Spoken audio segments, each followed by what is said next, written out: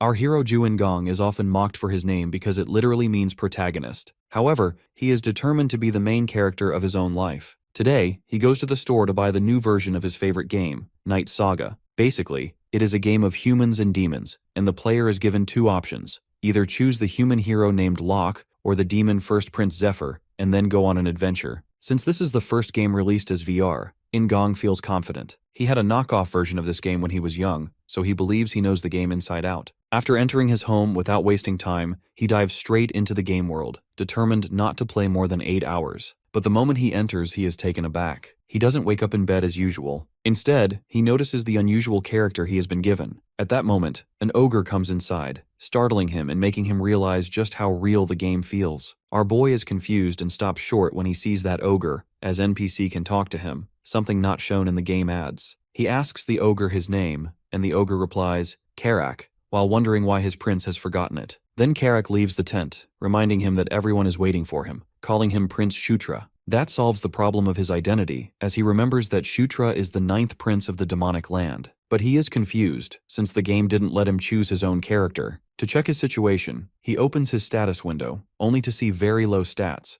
even lower than an ordinary NPC, despite being a prince. Then he checks his skills, which are Conquest and Protagonist Setting Adjustment. He has a rough idea about this second skill. Before he can ponder more, Karak returns to call him outside. He sees rows of ogres lined up. Seeing the army, our boy naturally wonders if they are supposed to fight some sort of war. Karak scoffs and tells him to cut the nonsense and get going, since they are about to fight the Scarlet Lightning tribe. He is taken aback because he is going to dragged straight into battle without any tutorial. He learns he has to support the 7th prince and the 8th princess in their struggle against the Scarlet Lightning ogre tribes that are creating an uprising. Worried, he voices his concern about going into war with only 10 fighters. Karak looks confused because just yesterday, Chwiryong apparently knew that they were only going on patrol. Trying to ease the situation, Chwiryong opens up his minimap and discovers a shortcut, while Karak frets about the long path they are supposed to take. Chwiryong insists that Karak follow him, since he knows a quicker route. They head into the woods and climb a cliff, which leaves our boy completely exhausted. Karak is stunned to see a gate and even more surprised by his prince's ability to find such a path. But when he notices his tired expression, he gets concerned.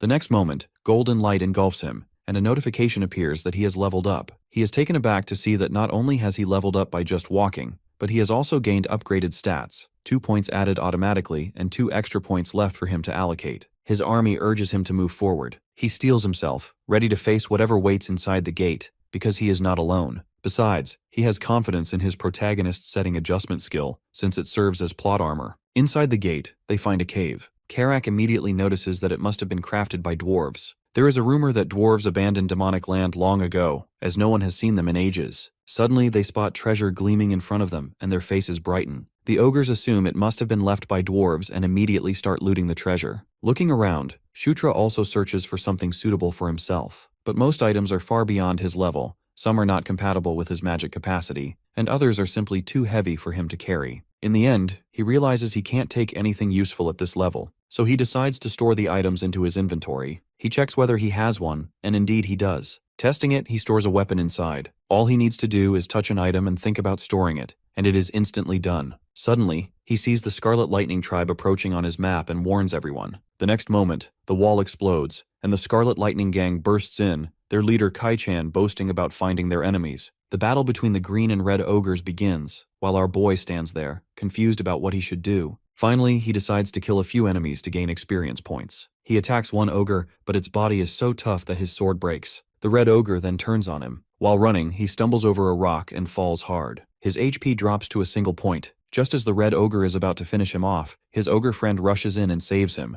urging him to get out of there immediately. Shaken to the core, he decides he has had enough of the game for today. He opens the main menu, but the first thing he notices is that he has no skills left. Checking further, he is baffled to see there is no option to log out. The only conclusion he can draw is terrifying that he is stuck inside the game. At that moment, Kai-chan steps forward and sends a burst of magic straight at him. Our boy doesn't want to die here, but the magic drains him completely. His eyelids grow heavy, and as he finally closes his eyes, his HP drops to 0. He opens his eyes and finds himself in a void-like space. For a moment he freaks out, thinking he might be dead. The next instant, a bright light appears, and within it stands a woman who informs him that he is the fated one to come here. She advises him to conquer, enslave, and then rule. Before he can understand anything, he is struck by the bright light, and the next moment he opens his eyes again, this time on the battlefield. Meanwhile, both ogre clans are clashing fiercely. Kai-chan thinks the green ogres are fools for coming with such a small force. He orders his men to wipe them all out. Then he notices our boy standing there, golden light engulfing his body. A notification informs him that he has awakened the ability of telekinesis. He never learned such a skill, but probing further, he realizes that telekinesis is a subcategory of his Knight of Conquest skill. Kai-chan orders his minions to kill Shutra, while the green ogres instinctively form a circle to protect him. Looking at his notification screen,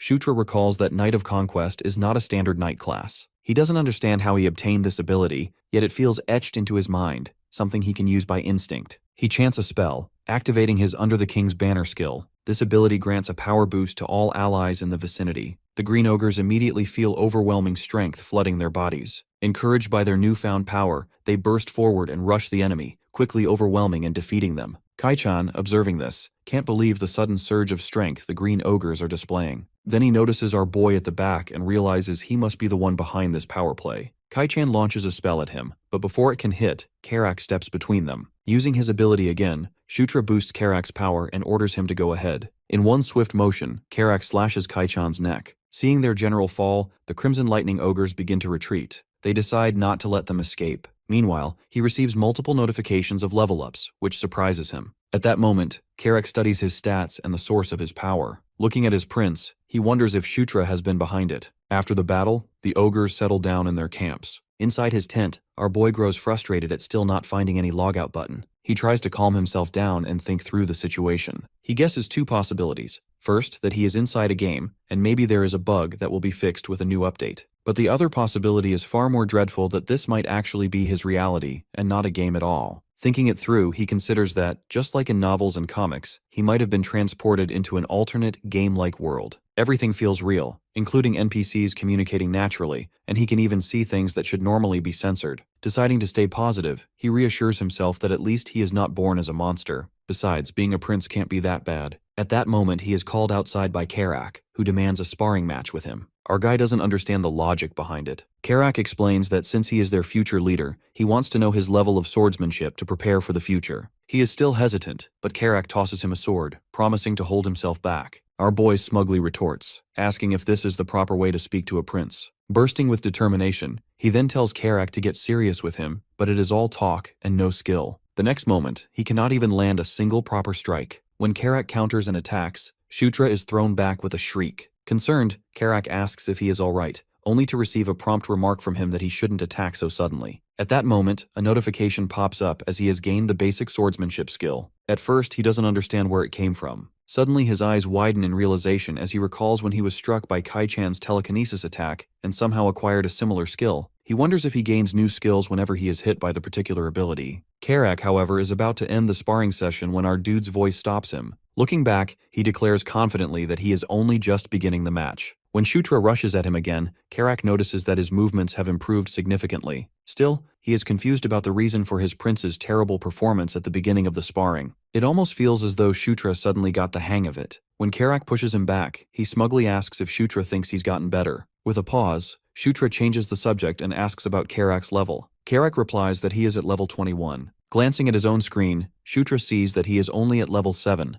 but he hopes to catch up to Karak soon. Basically, unlike him, the people of this world need an evaluation spell to check their level. That is why he has such an advantage, because he can view his own stats, extra points, and monitor his level freely. Rushing toward his right-hand man, he is determined to become stronger. Then he pauses and changes his resolution that he doesn't just want to become strong, he wants to grow faster than anyone else. Basically, the Demon Arc of Night Saga is all about Zephyr's journey to becoming the Demon King. To achieve this, Zephyr kills all of his siblings, including Shutra, in the year 517. Now, calculating the timeline, our boy realizes that he is currently in the year 512. That means he still has some time to deal with this problem, because by all means, Zephyr will eventually come for him. The best way to avoid being killed is to become stronger than Zephyr himself. His thoughts are interrupted by Karak, who reminds him about some meetings. He has no idea about any meeting, but instead of answering, Karak urges him to come along. Settling inside a tent, he discovers that the meeting is with his siblings, the 7th Prince, Chris Moonlight, and the 8th Princess, Caitlin Moonlight. Chris emphasizes that Shutra should feel comfortable with him, since they are siblings.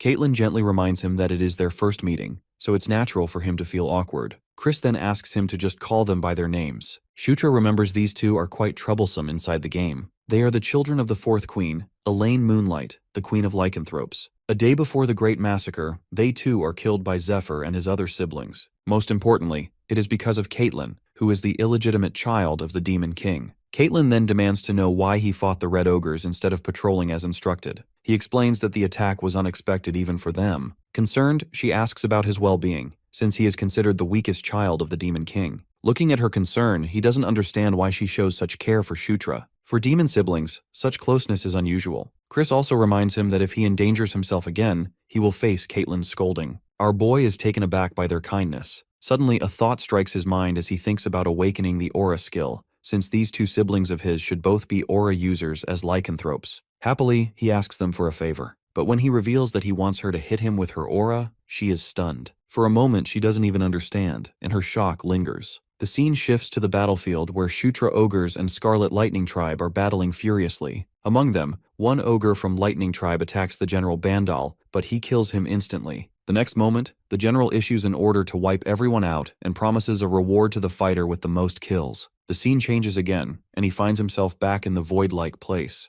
The same woman is standing before him. The next moment, he sees other figures nearby, people he does not recall as characters from the game. He wakes up in his bed, and the first thing he sees is Karak's face, which startles him. Karak informs him that he was knocked out by Caitlyn's aura strike. The next moment, he realizes he has awakened the aura skill. Karak notices it too and can't believe that our boy managed to awaken aura just by being hit with it. He admits it. Karak wonders if the prince used the same mojo during their recent battle against Lightning Clan, which he again admits. Then our boy asks whether anything significant happened while he was out. Karak informs him that the main force has already won the battle against the Crimson Lightning Clan. This startles him, as he assumed he, along with his 7th and 8th siblings, were only meant to face the Red Ogres. Karak explains that the tribe is far too large to be taken down by their small force alone. When Shutra asks about the commander of the main force, Karak replies that it was General Bandal. He remembers Bandal from the game as one of the strongest characters, someone he truly admired during his time as Zephyr. But then he stops short, recalling that General Bandal eventually becomes Zephyr's subordinate in the year 515. That means Shutra now has a rare opportunity. If he moves early, he can make Bandal his own subordinate before Zephyr ever gets the chance. He even knows everything about him, down to his favorite food. The troublesome part, however, is that Bandal only submits to someone who defeats him in a duel. Still, Shutra is determined to use this knowledge to his advantage and plans to seize the time he has to secure Bandal's loyalty. Later, in Caitlyn's camp,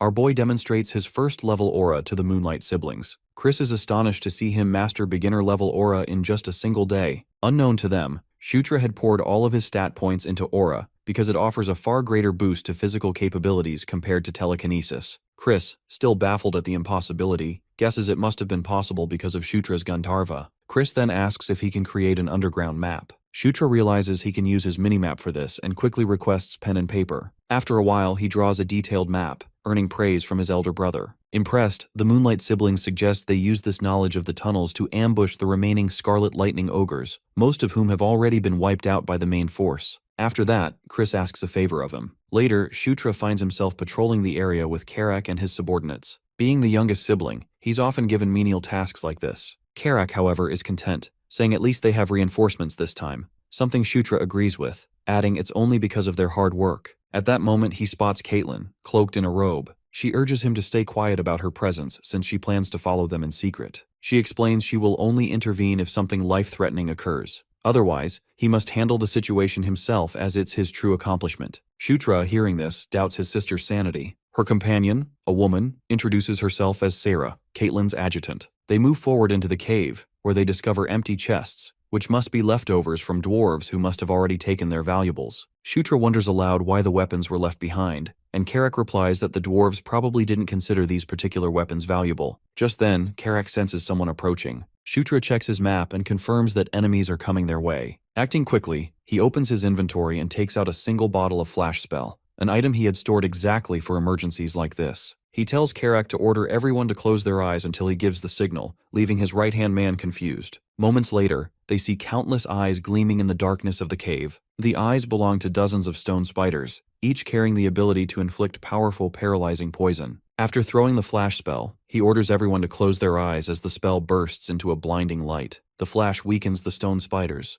creatures that thrive in darkness. Without hesitation, he commands his subordinates to kill them. They rush forward, weapons drawn, and begin slaughtering the weakened spiders. Checking his map, he notices a larger red dot among the smaller ones, an indicator of the leader, since stone spiders always travel in groups led by one. He immediately orders Karak to follow him to handle the boss. Without a word, the two head straight for it. Karak wastes no time and swings his axe at the monster, but the strike leaves only a shallow scratch on its hard exoskeleton. Our boy realizes that the boss's outer shell is nearly immune to weapons like axes. Fire is the only weakness that can bring it down, but he has no ability to use fire magic. The boss roars as it steps toward them. Both tense up. Shutra explains they need fire to defeat it. Karak points out they have no way to produce fire in this situation. At that moment, Caitlyn's voice rings out, telling him to raise his sword. He obeys instinctively. In the next instant, his blade bursts into flames. She asks calmly if that is enough for him to fight with. Without wasting another moment, he charges at the boss and slashes it with the flaming sword. The strike is devastating,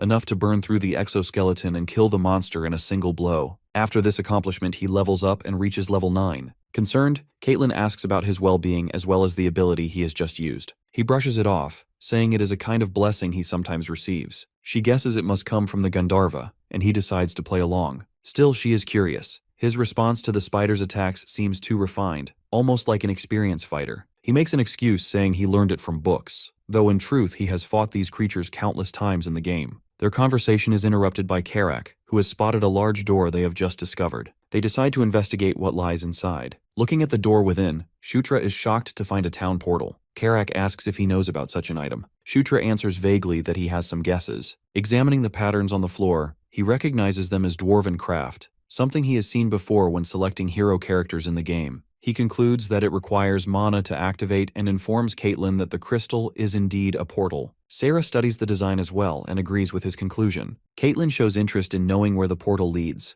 while Sarah suggests searching the area for inscriptions that might provide more details. At that moment, Karak finds a stone tablet on the wall. Looking at the unfamiliar script, he assumes it must be written in the dwarven language. Caitlyn asks if he can read it, but he answers negatively. She turns to Sarah, who also admits she cannot. To their astonishment, Shutra suddenly begins reading the tablet aloud. It contains information about the Gishka Mountain Portal number 2 and states that it is connected to Portal number 3. He himself is startled, realizing that he can actually understand and pronounce the Dwarven language. His system confirms this by notifying him that he has awakened Dwarven language level 1. The revelation makes him question his own ability to gain knowledge in such an unusual way. Karak and Caitlyn are both stunned that he can truly read the Dwarven tongue. Sarah, however, is more interested in the content written below the main inscription. He answers that the portal needs mana injection for activation, then asks his sister to do it. Caitlyn protests, saying he can do it himself. He makes an excuse that he is clumsy with mana, instead of revealing the truth that he cannot use any at all. Agreeing at last, Caitlyn infuses her mana into the portal.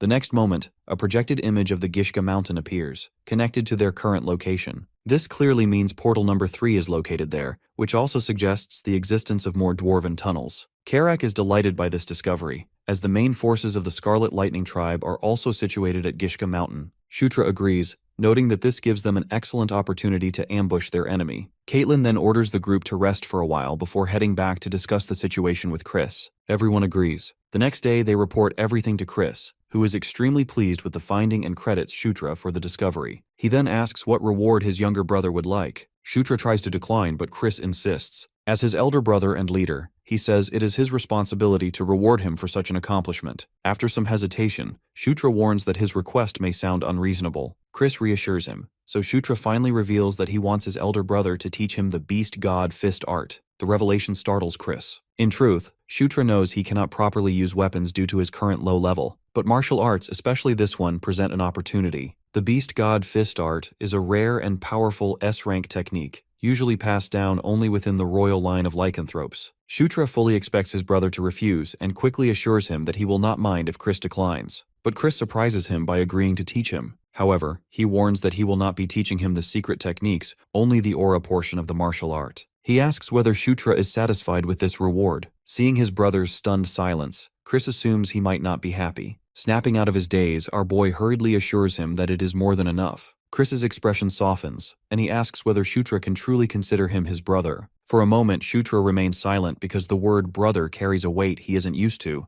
but the idea of Chris as his brother appeals to him, so he agrees. shaking hands with Chris, and admits in his mind that he looks forward to working with him. At that moment, his system informs him that he has formed an alliance with the Moonlight siblings, though its status is currently normal. Meanwhile, at the encampment of the Scarlet Lightning tribe, they have captured a prisoner undergoing interrogation. The Scarlet Ogres demand to know whether she came here intending to attack their people from the very beginning. Their captive is revealed to be none other than the 6th princess, Felicia Doomblade. Meanwhile, our boy is looking at his stats screen and notices something strange. Whenever he levels up, all of his stats increase by 2 points, except his charisma, which only rises by 1. He doesn't understand the reason behind this quirk of the system. He recalls from his gaming days of Night Saga that appearance and charisma are 2 separate things. Appearance refers to how beautiful the character looks, while charisma determines how likable the character is. Still, he decides to set the matter aside since his overall growth is solid for now. Not only that, but he is also about to reach level 10. In the game, when the 2 main characters Zephyr and Locke hit level 10,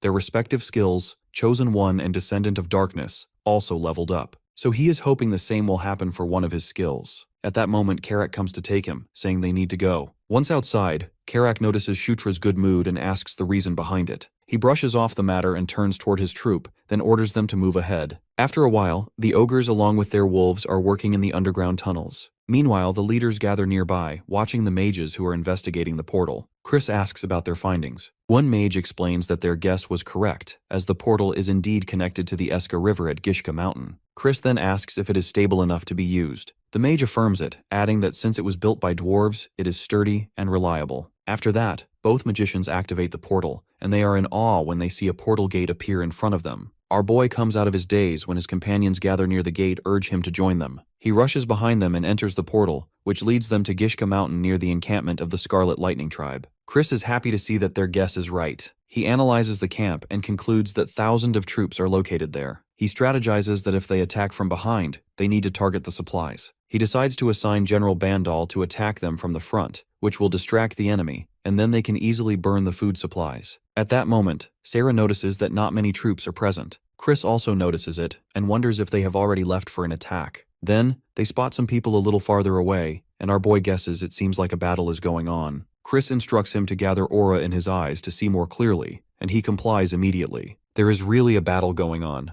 The siblings discuss whom the Lightning tribe is fighting against. It cannot be Bandal, as there is no fight in his schedule. Plus, this looks like a small-scale fight. Then Shutra notices a girl on the opposite side and concludes that it is a battle against dark elves. Caitlin turns to him for more explanation, and he adds that he guessed it by their small build, not to mention they are riding Dracos. Chris notices that the dark elves are retreating. Judging by their speed, it seems like their commander has fallen. Meanwhile, Karak is confused about what is really going on. However, our boy's mind remains stuck in the enigma about the presence of dark elves there. After a while, they return and begin communicating with General Bandal, who is quite satisfied with their discovery of the dwarves' portal. He shows interest in the method of finding something so valuable. Chris gives all the credit to Shutra, but he brushes it off, saying it was just luck, even though inside he feels happy to see his favorite general. General Bandal promises him a reward at the Demon King's castle. Then Chris asks about the Lightning tribe's clash with the Dark Elves. Bandal admits he knows about it, but explains that the Dark Elves joined the battle voluntarily. Chris presses further, wanting to know the reason for their clash with the Lightning tribe.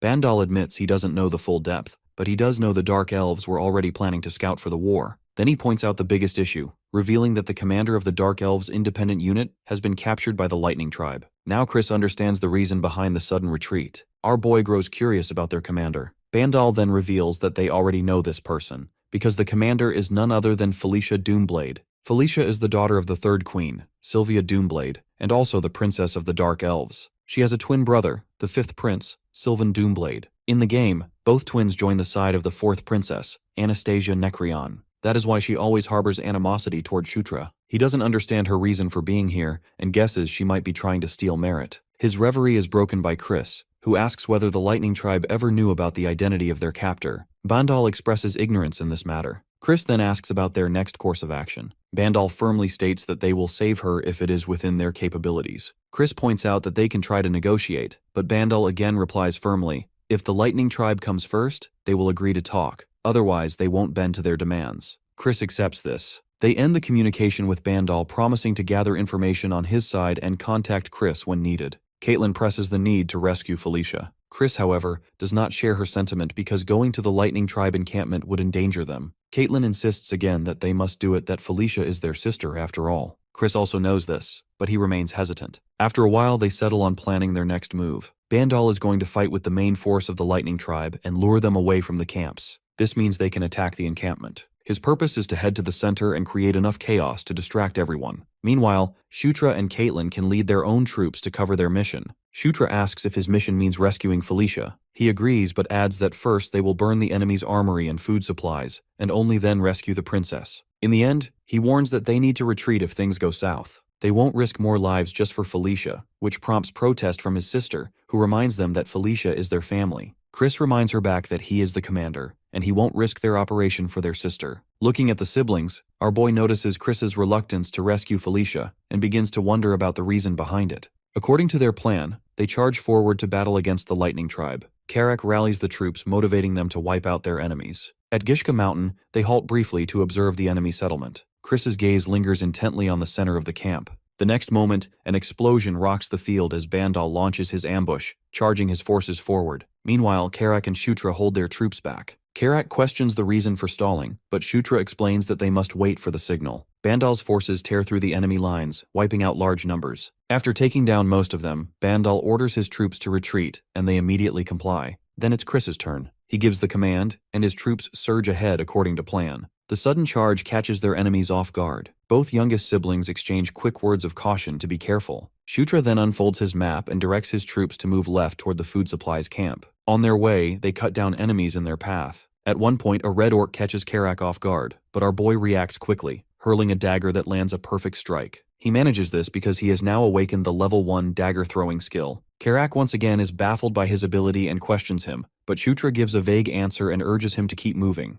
In truth, he had experimented with dagger throwing the previous night and awakened the skill by chance. Finally, they arrive at the food supplies area, ready to burn it down, but Shutra hesitates. There's a chance Felicia could be inside, and she might be caught in the flames. He orders Karak to hold his horses, insisting they must find Felicia first. Karak points out the difficulty of such a task, but Shutra opens his minimap to locate her. She should be registered as a neutral NPC, meaning her dot would appear either purple or blue. After scanning carefully, he finally spots one. He urges Karak to follow, and together they break into one camp. Looking around, he finally finds his sister. Felicia immediately recognizes him and demands to know his reason for being there. Without wasting time, he starts untying her bindings. There's no room for explanations. Their first priority is escaping. Meanwhile, his mind is already working on a different plan. He intends to use this opportunity to make his sister indebted to him, something that could prove very beneficial in the future. Once outside the camp, Shutra urges Felicia to move faster, insisting they need to regroup with the Moonlight siblings. This surprises her. She can't believe both of them actually came to rescue her. He doesn't understand why she makes such a big deal out of this mission. She begins explaining about the ongoing power play within the royal family, but her words are cut short when Karak spots enemies swarming toward them. Shutra signals to his sister, calling her by name. For a moment she obeys but suddenly stops when she realizes he called her by her name. Before she can question it further, she warns him about an incoming attack, but the fire blast hits him directly, making him shriek in pain. Both Karak and Felicia freeze in shock as flames engulf him. The very next moment stuns them even more, because the same fire is hurled back at the attacker, reflected by none other than Shutra himself. They stare in disbelief as he emerges unscathed, having just awakened mana control as well as fire arrows, both at level 1. Wasting no time, he takes advantage of his new skills, firing arrows of flame with precise aim. His expression shows satisfaction. Finally, a magic skill of his own. Even at level 1, it proves deadly as another enemy falls, struck down by his fire arrow. His joy of victory is cut short by another attack from behind.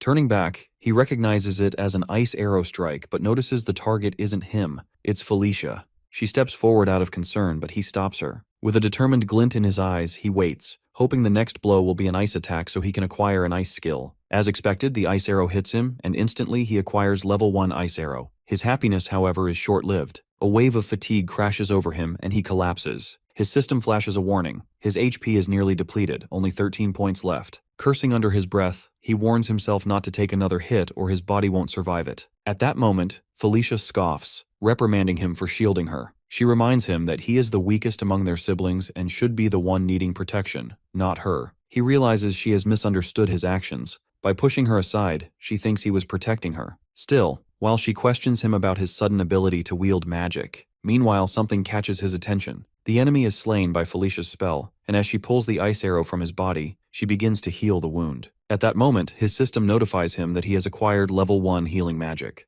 Watching the wound close, he praises his sister's brilliance as a magician. She asks if he feels better now, and he replies that he does, though he also notices her healing seems to replenish his blood as well, something that visibly confuses her. Before he can clarify, a massive blood ogre charges at them like an enraged bull. Felicia stares in disbelief, unfamiliar with this particular monster. Calmly, he explains that it's a mutated species. She can't believe they actually have to get past this monstrous thing to move forward. He agrees grimly. And when the ogre finally lunges at them, neither of them dares to face it head-on. They immediately turn and start running, having no idea yet how to deal with such a beast. While they are running, the blood ogre's speed proves faster despite its enormous size. To deal with this problem, Felicia quickly forms a plan. Shutra must buy her some time while she prepares a powerful spell to blow the monster away. Shutra, however, has no idea how to do that. When the ground shatters under the ogre's immense force, desperation pushes him to act. He agrees to aggro it, though Felicia doesn't understand the strange term. Turning to Karak, he orders him to repeat the move they had done before. Karak agrees without hesitation. Shutra pulls out the dwarven dagger from his inventory, now usable thanks to his level up. He pierces it into the ground and activates his skill under the king's banner, boosting Karak's stamina and power. The blood ogre charges at Karak, but he blocks its strike with his weapon and pushes it back before landing a heavy punch to its chest. At the same time, Felicia slips behind the beast and conjures a slick grease spell beneath its feet, sending the giant tumbling. Karak leaps high into the air and slams down on the ogre's chest, knocking the wind out of it. Shutra feels relieved that they have finally taken down one of the most powerful enemies, even though plenty still remain. Suddenly, golden light surrounds him. Opening his status window, he is shocked to see he has finally reached level 10. Not only that, but his protagonist setting adjustment has leveled up as well. His main skill, protagonist setting adjustment, reaches level 2,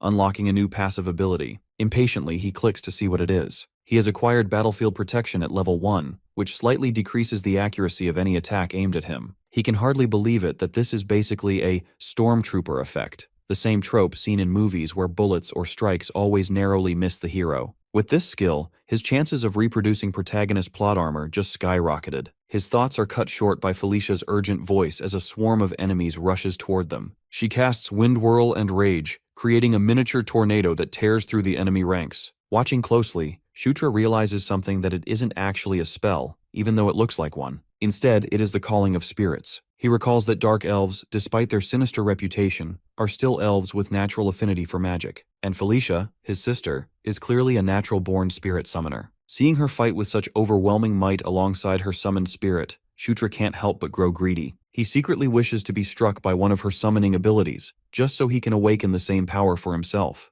A yellow flare, which is an alarm to retreat, appears in the sky. Wondering if someone's in danger, the hero orders the orc head to fall back with the troop and goes to Caitlin Moonlight alone. Felicia Doomblade also joins him to repay him for saving her. Thus, they go ahead. Hoping the 8th princess hasn't been caught by the Scarlet Lightning tribe, the 6th princess asks his reason for worrying too much about her. Although he claims it's only because they're siblings, the truth is that he's doing it for the Alliance. Meanwhile, Caitlin Moonlight continues to strike the ogres charging at her, using her powers. After smacking them with her fist, she casts another fire-based skill, leaving them grunting in pain. However, 2 of them break through her spell and lunge at her. Despite the sudden attack, she keeps her balance and swings her weapon, sending them flying across the battlefield with her powers. By this time, the Shutra and Felicia Doomblade have arrived as well, so she asks them why they didn't retreat. When she turns to look at them, she can't help but jump into a hug with Felicia Doomblade, overjoyed to see her safe. As they embrace, the hero checks the map and warns them about the enemies circling back their way, so they ask him to lead the way out while they cover the rear. Once they return through the portal, the 8th princess expresses her surprise at how mature and smart the hero has become. Right then, Chris Moonlight arrives and addresses their return,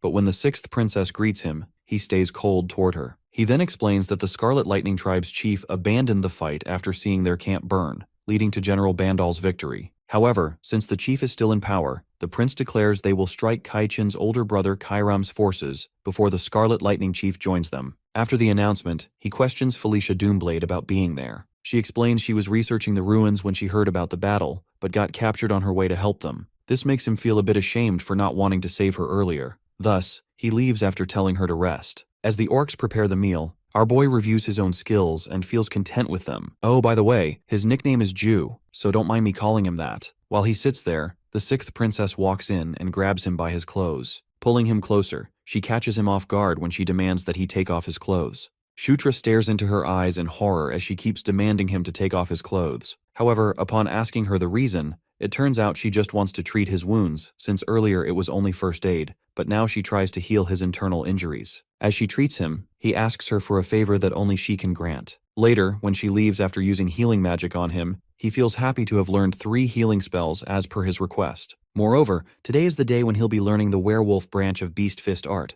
a martial art symbolic of the lycanthropes. Among them, the werewolf's Beast Fist art is the foundation, which is why Caitlin Moonlight decides to teach him that. She explains that Beast Fist art uses both internal and external aura, and he'll now be learning the basics of internal aura's use. As instructed, the hero closes his eyes to feel the internal aura, which is close to the power of the soul. He acquires Ju's Physique Level 1, which increases efficiency in training skills that are mastered physically. He also gains a couple more skills, with a pop-up stating that leveling up in a skill unlocks its special traits. This makes him glad to be a protagonist with such special benefits, and he returns to training. Soon, he learns the basic movements, so the 8th princess wants him to move on to the next technique. Suddenly, a wolf runs up to Caitlin Moonlight, alarming her about Kairam's unit vanishing. A meeting is called by the 7th prince for all 4 siblings, where he proclaims that Kairam has caught wind of their plan. However, according to General Bandal's intelligence, the prince points to a location on the map where Yakuzan and Kairam are expected to rendezvous. Therefore, they decide to join forces with the general and launch a full-scale battle against the Scarlet Lightning tribe. Once the siblings reach the main base of the Scarlet Lightning tribe's subjugation army, Prince Shutra can't help but find the general's face familiar, having favored him the most back in Night Saga. As they rest before the war, the hero sees 2 women in his dream,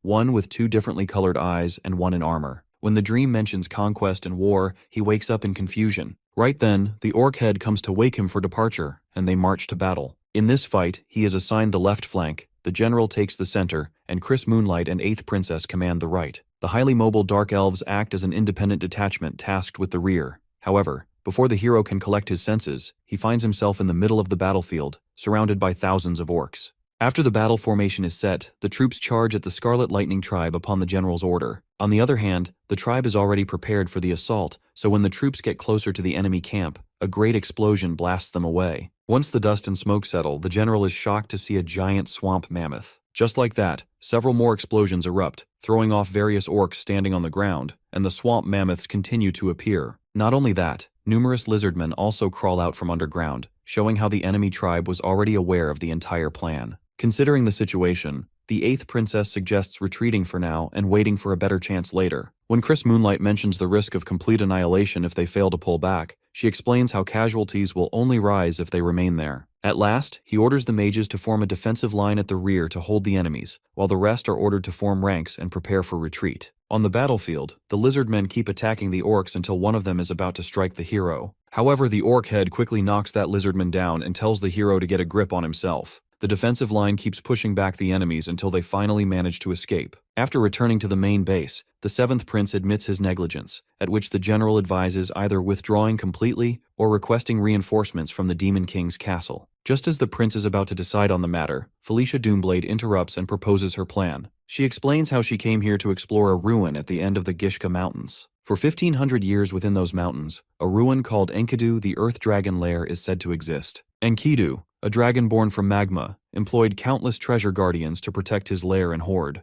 Among those guardians were the dwarves who once lived in the Gishka Mountains. Enkidu granted them weapons to defend the lair. The anvil that gives birth to thunder is a relic that enables casting army-scale magic and controlling the chimeras created to serve as treasure guardians. Therefore, in order to win, the siblings and their troops must find that relic. When Felicia Doomblade declares the anvil to be the only option for them to win against the Scarlet Lightning tribe, the general asks her if she knows its exact location. Since she doesn't, the 7th prince calls it utter foolishness to risk everyone's lives for a treasure hunt. However, Prince Shutra speaks up, affirming the existence of the anvil because he encountered it while playing the game as Hero Lock. He explains about coming across such a story while studying dwarven runes, but above all, he claims to trust Felicia Doomblade. Chris Moonlight remains persistent in rejecting the idea, so the hero mentions another tribe having a similar legend, and since there is a high chance the entrance to the ruins is nearby, he declares to scout that area and take responsibility for any failure. Thus, he asks them to let him go full throttle too. Using Felicia Doomblade's phantom steed horses, the siblings and the orc head set out on their search. Our boy estimates it will take only about an hour to reach the ruins entrance with the help of his minimap,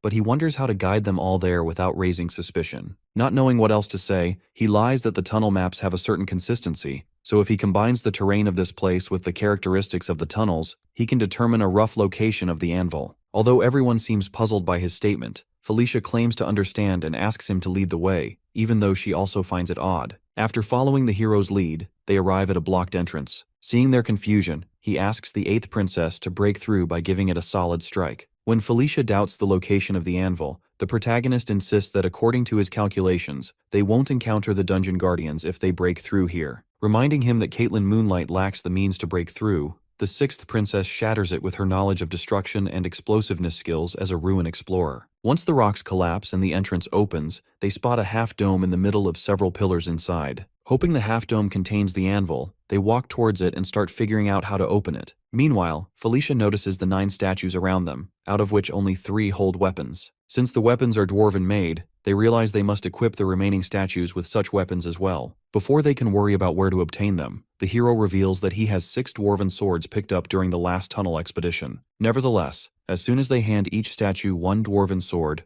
a bright light shines from the half-dome and it begins to open. Once it's fully open, their eyes gleam with joy upon seeing the anvil that gives birth to thunder. The sight of the anvil shocks them, but before wasting any time, the 6th princess thinks about how to activate it. She orders the hero and the orc head to stay in their places, while directing the others to take positions at the 3 o'clock, 6 o'clock, and 9 o'clock marks on the circle. Explaining herself, she states that they'll be infusing mana into the disc, starting from her, then proceeding clockwise with the mana gradually increasing. Once they all take their positions, they infuse mana into the anvil until a great light shoots up into the sky. Due to the sudden flash, our boy shuts his eyes, but when he opens them, he finds himself in a crowd, surrounded by countless men and monstrous creatures. Before he can grasp the situation, a gruff and loud noise echoes as a terrifying dragon is seen flying above. The voice commands them to protect the sacred nest of the great Enkidu, and to become the gatekeeper who stands between the demon and human realms. Suddenly, the hero jolts his eyes open and finds himself lying on the floor. He realizes that the dragon was the black dragon, Enkidu, and everyone else confirms they saw it too. Even though they can't understand the vision, Felicia declares that the anvil will reveal it. However, when she touches it, a purple energy bursts out in great waves, directly affecting her. When the hero tries to help, he also gets struck by the strange energy, and they're told to conquer this earth dragon Enkidu's mana as his trial is cast upon those without permission. After a while, the energy finally subsides along with the size of the anvil, and it shrinks into a hammer. At the same time,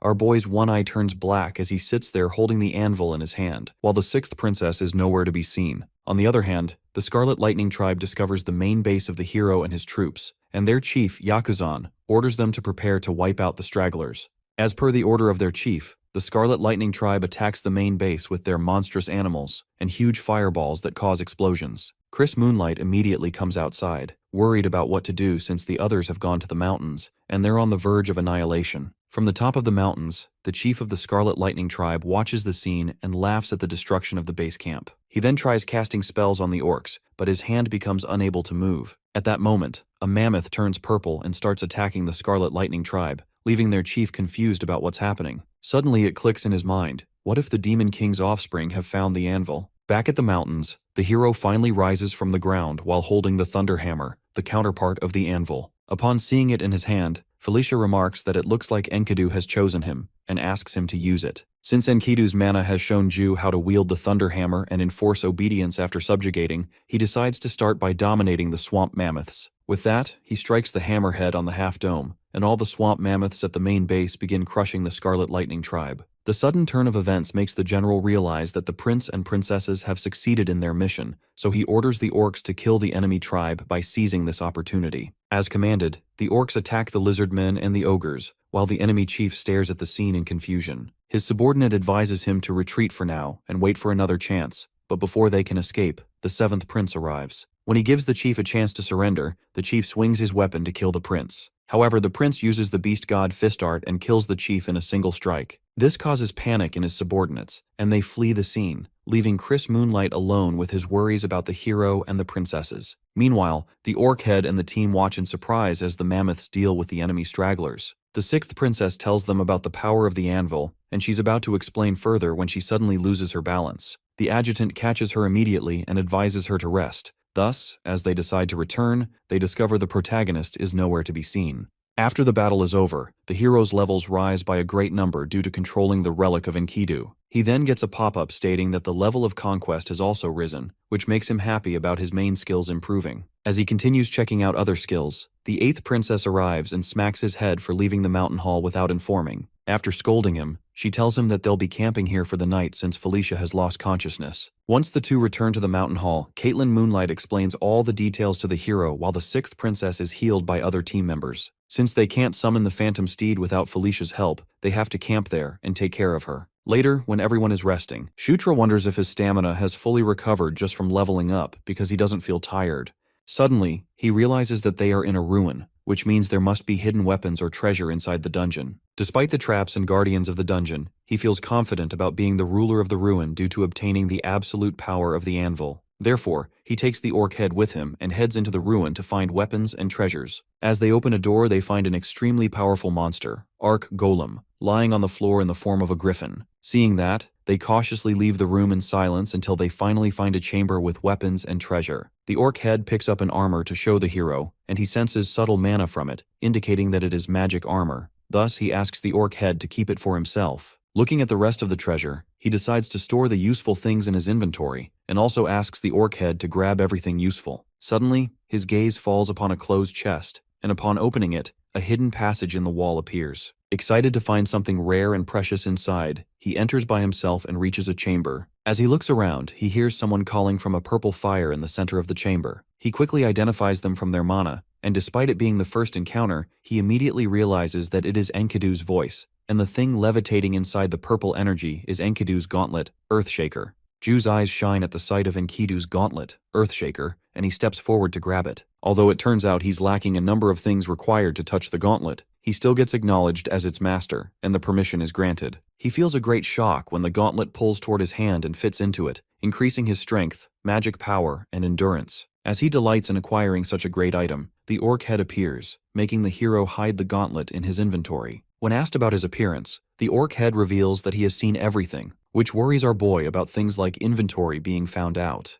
However, the orc head understands that the gauntlet must stay confidential, so he promises to keep it secret. He then asks the hero to leave the place with him since it's kind of creepy, until the hero spots something useful for the sixth princess and they pick it up on the way. Upon returning to the rest of the group, he helps Felicia drink the magical recovery potion, which finally pulls her out of unconsciousness. When she asks about what happened, the eighth princess tells her about the hero bringing the potion for her from the ruins. With that said, Ju flaunts his status as the ruler of the ruins, and advises Felicia to rest in order to recover her magic powers completely. Later on, the group flies back to the main base where the general congratulates them. Right then, the seventh prince also appears from the camps and finally acknowledges and appreciates the sixth princess's performance. He then asks them to rest before handling the finishing touches, since there are still some remnants of the Scarlet Lightning tribe, which will be dealt with in 2 weeks. When Ju calls it a 2-week vacation, Caitlin Moonlight disagrees and whispers something in his ear before telling the others that he has something to do with her. From there, Caitlin takes the hero to continue his Beast Fist training,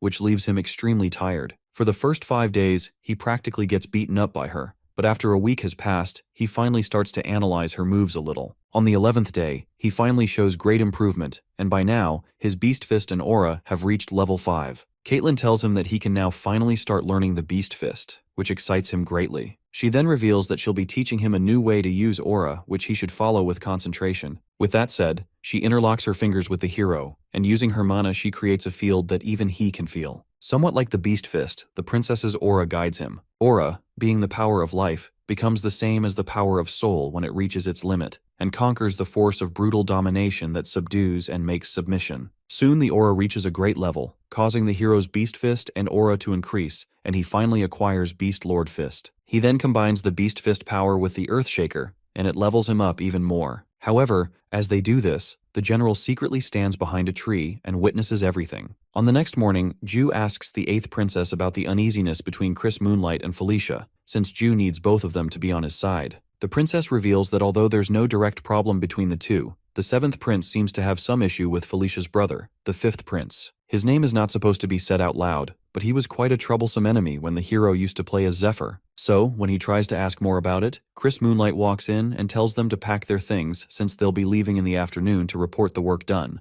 Later, as they're about to leave, the general appreciates their work and expresses his wish of meeting the hero again someday. Together from there, the siblings leave for the Demon Castle. Just like that, the whole group sets out on their way to the Demon Castle. The journey is simple. First, they move to the teleportation circle to cover long-distance spatial leaps. From there, they use magic to return directly to the Demon Castle. However, they must walk to the nearest teleportation circle, which takes 3 days, and they can't consider stopping at inns at all. Thus, they are destined to spend another night camping under the open sky. Shutra sits on a stone and writes the names of the Demon King's first 3 children on the sand with the help of a twig. He feels a bit nervous about arriving back the next day since the Demon King's castle is divided into 3 main factions at the moment. The first faction is of the second prince, Zephyr Ragnaros, who is the worst enemy of the Demon King. The second faction belongs to the first prince, Baikal Ragnaros, and the third belongs to the fourth princess, Anastasia Nekrion. To inherit the throne, the structure has always given priority to the one who accumulated and demonstrated superior ability, rather than the birth order. Among them, Baikal and Zephyr have nearly equal abilities due to being full-blooded brothers. They inherited blood from their mother's side, the Draconian clan, and held immense strength as a result. However, if one has to be chosen among them, the eldest son, Baikal, is the most moderate-natured one. Nevertheless, this choice means nothing because everything's going to change after that certain day. This is why the protagonist has decided to prepare for everything he can, and for that, he first has to level up until he can fully wield Earthquaker and then make the best use of his newly gained strength, King's Knights.